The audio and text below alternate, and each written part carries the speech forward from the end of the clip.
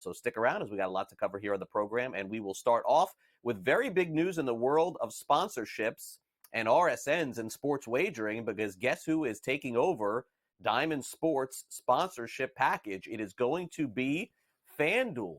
So what does this mean? Diamond Sports currently owns several of the regional sports networks, although they have decided to part ways with several of them. But any that are currently named Bally Sports, as you see there, are going to turn over to FanDuel Sports, according to a court legislation hearing that was done yesterday. In fact, this could happen as soon as next week. So those of you who have these RSNs named Bally Sports, look out.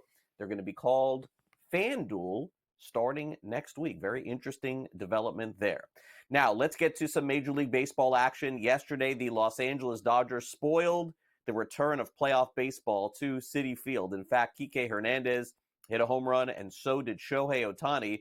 The game was not even close. Walker Buehler did his best job and did his, 2019 impression. 8-0, the final, as the right now Dodgers have a 2-1 series lead.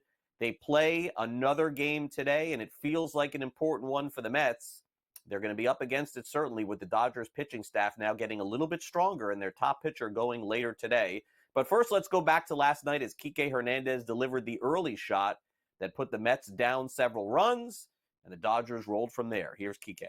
As far as my homer, I knew that I hit it, and I thought it was going to be way gone, and I saw Nimmo try to jump for it, and I kind of panicked for half a second, and I don't care if it was an inside the park or a homer's a homer. You know, as hitting ninth is a little bit different than hitting eighth or seventh or eighth with that guy behind me. We've all seen the difference of the at-bats with runners on base and nobody on. So, first two bats I was pretty, kind of upset that I wasn't able to get on for him. And third at bat, the whole mentality was to try and get on base, and especially after two strikes, I was trying to battle it to put myself in a position to either get on, walk or get a hit. I swung at a pitch that was probably head high and was able to foul it off. And I told myself to slow down because I caught myself in swing mode. And the very next pitch, he hung a split, and I was able to get enough on it. 8-0, the final in the game yesterday, but that game is now gone because the next game is tonight at 8:08 Eastern time. And Carlos Mendoza, the manager of the Mets, certainly knows how important this one will be at home tonight, although he's got to face off with Yoshinobu Yamamoto this evening. Well, we're facing Yamamoto, as far as I know, right? I think they announced it. And when you look at his numbers, his split, it is pretty much reverse. He's been a lot better against lefties. So I would anticipate our righties to be in the lineup tomorrow. So those are the guys that are in there got us to this point, and I'm pretty confident that they'll come true, And, you're playing playoff, and when you're facing a pitching staff like that, it's gonna be hard at times. We're creating traffic, I like the fact that, we're getting guys on base. Just haven't been able to come up with a big hit. But I'll continue to take my chances with our guys here. And as long as we continue to create traffic, somebody's going to come up and get the big one for us. For sure, especially when you're facing a team like this. That's what makes this team such a good team offensively, because they control the strike zone. They're not going to chase as much. They don't have guys there that chase as much, and then they can hit the ball out of the ballpark. They can get on base. So, yes, we got to not only get ahead, but we got to continue to stay on the attack and execute pitches. If we get behind in counts, they're going to make us pay. And Jose Quintana will start the game for the Mets. Then at 5:08 Eastern, which is the first game of the two, we find the Cleveland Guardians with their first home game of the American League Championship Series down 0-2 to the New York Yankees. Right now on FanDuel, the Yankees are approximately a -120 favorite, so more or less even. The Guardians just +100. Clark Schmidt, Matthew Boyd. That is the matchup today. You can catch all the action in terms of sports betting and information on it later today on Pharrell Coast to Coast. Last night, the WNBA Finals heated up with maybe one of the biggest shots that we have seen in the WNBA Finals in a long time. Sabrina Ionescu, 80-77 final score, a 28-foot game-winning three with just 1 second left as the Liberty now take a 2-1 series lead over the Lynx.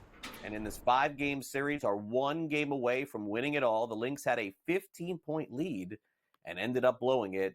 But Ionescu knew that that was the big shot that won the game and talked about the winner last night. Yeah, I mean, I didn't even really remember it. I had to go look at the video really quickly to see like how far I was. But I mean, you know, in the timeout, Sandy kind of was just like, you're going to shoot this shot. And, you know, I feel like I was able to get a little separation in range and get a really good shot to go, obviously wanting to let the shot clock wind down, and kind of got the space that I needed to be able to get my feet under me and feel comfortable taking that shot. And sometimes it goes in, sometimes it doesn't, but I've practiced that shot 1,000 times in my head, on the court. And, you know, I feel like that's just something that as athletes, you put yourself in that position to want to be able to make a shot. And obviously, like, we don't win this game without Stewie. I mean, what she was able to do, just continue to chip away. Obviously, she'll speak, but I mean, yeah, there's nothing I can say. Like, that shot's nice, but that doesn't go against what she's been able to do for us tonight, and how she was able to just will us back into that game. Liberty one game away from winning it all. Tonight, Thursday Night Football features two teams that are struggling on offense with a total of 36.5 in the NFL on Thursday Night Football. It is the Broncos and Saints. Denver 2.5-point road favorites. It's been a struggle for both teams offensively. We'll see if they get it going tonight, especially for the New Orleans Saints, who will be without Chris Olave, their wide receiver, also without Rashid Shaheed, who ended up having surgery. So get ready to learn some new names tonight for the New Orleans Saints. One of them, maybe Bub Means. This is their starting wide receiver tonight, played well last week. Jets interim head coach Jeff Ulbrich expects Devontae Adams to play against the Steelers. No surprise there. Maybe a little bit of a surprise for the Steelers, who practiced Russell Wilson with their first team in practice yesterday. Could Wilson start against the Jets on Sunday? We will see. And Malik Neighbors back on the practice field, the great rookie wide receiver for the Giants. He could end up playing this week as well. Now, in college football, the weekday games have just been filled with upsets, and that was the case again yesterday. How about UTEP, University of Texas El Paso, defeats FIU 30-21. They were 6.5-point underdogs. Also, Western Kentucky beat Sam Houston State in a blowout 31-14. They were getting 1.5 points. Tonight, the BC Eagles and Bill O'Brien, 7.5-point road underdogs against Virginia Tech with a total of 48.5. Marshall taking on Georgia State after their crushing loss last week. Their total is 51.5 in the game. And also, Arizona State has to start a new quarterback this week because Sam Leavitt is out. Jeff Sims will start for them. In the National Hockey League, a very big historical moment for Sidney Crosby. He scored his 500th career goal. Malkin scored his 500th career goal. Crosby had 1,600 career points. Two big moments for Crosby and Malkin, who've been with the team for a decade last night. Also, the Thunder's Isaiah Hartenstein suffered a small non-displaced fracture in his left hand. He is going to be out 5 to 6 weeks, just signed a contract extension with the Thunder. Also, a really strong fall yesterday for Jared McLean. Hit the court on the ground really hard and was evaluated last night in the game, and apparently he's going to be okay, but we will see. He was the 16th pick in the draft. Luka Doncic did return to practice, still unknown if he's going to play next week for the Mavericks when they open up the season. Welcome back to Newswire here on SportsGrid. Let's bring in Sam McQuillan from Legal Sports Report. He was just at G2E in Las Vegas, joins us yet again here on the show. We'll dive into some sports betting news, Shaquille O'Neal news as well. Always like talking about Shaq. What's going on, Sam? Thanks for coming on Newswire. Hey, Craig. Feeling good. Good to be back. All right, so let's get into this. I know that a big hot topic out at G2E has been these sweepstakes and the potential of a lot of different operators getting into it. So let's start off there. Some of these casinos trying to get involved. There's some legality involved in it. Maybe you can dive in a little bit more, explain what this is all about. Yeah, sure thing. It's a complicated topic with these sweepstakes casinos, which essentially are these social sports books or social casinos you see on the App Store that operate in a lot of states where sports betting or online gaming has not expressly been made legal. They do so using this model where you can play for free if you write in and ask for a certain free currency. So essentially using this old sweepstakes law to kind of skirt around a lot of the regulation that sports books like FanDuel, DraftKings have to deal with. So those companies have been pretty angry about that, and that anger has been growing. It was a hot topic at G2E, but Now, what I think is one of the most significant developments in the space, or what could end up being one of the most significant developments, is you have the native tribes starting to pay attention, starting to weigh in, and actually announcing their intention to coordinate a multi-state effort along with the commercial gaming operators to essentially crack down on these sweepstakes casinos, get regulators to pass regulations that explicitly prohibit them, get lawmakers, if needed, to pass laws that would explicitly prohibit them. So yesterday, these tribal leaders met on this podcast where a lot of tribal gaming issues are discussed. It's hosted by Victor Roca, who is a member of the National Indian Gaming Association, and he had guests on from the California Indian Gaming Association talking about this is now brought to our attention. We're going to try to get the commercial operators on board. And that's pretty notable considering how powerful tribes have been. They were the driving force that stopped California from legalizing sports betting. It was the most expensive ballot campaign in U.S. history, with $150 million being spent by the DraftKings, BetMGMs of the world, the commercial operators.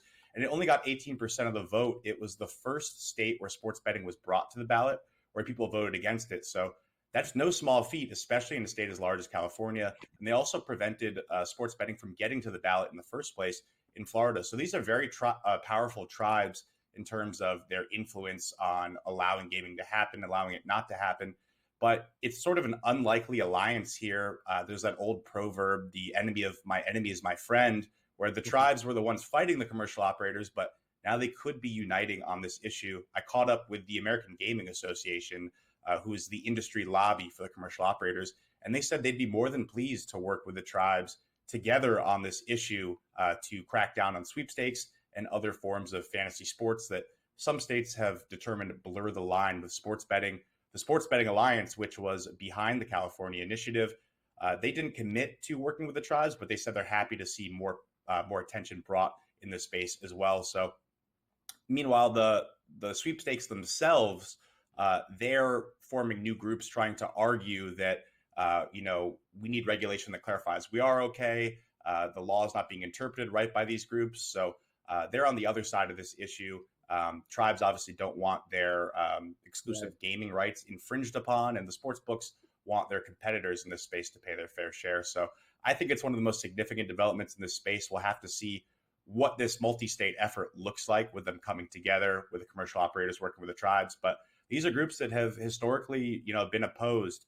So maybe this could lead to some more work on some more issues as well. I know FanDuel and DraftKings have been working to mend their relationship with the tribes as well. So perhaps California sports betting, perhaps Florida, we'll have to see. Mm-hmm. Yeah. And speaking of FanDuel, I mean, some big numbers coming in terms of downloads from them as they're leading the way, getting the most downloads this NFL season for people betting on sports. I don't think that's a huge surprise because DraftKings, Sam, is very close. But I was surprised to see that the third most app downloaded was Hard Rock. And with the limited availability that you can bet on the Hard Rock app, it tells me how valuable that commodity is here in Florida. Yeah, definitely, Craig. The big note there is Hard Rock jumping all the way up to third place behind FanDuel and DraftKings. FanDuel has about 28% of the market. You see there on your screen with 1.5 million downloads this season. DraftKings not far behind.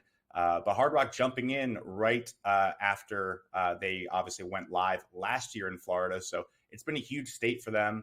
They've been open to working with other brands in the space. So it just goes to show you how valuable it's been. But then you have the other apps like Fanatics, like ESPN Bet, the newcomers, sort of struggling to kind of break into that top five.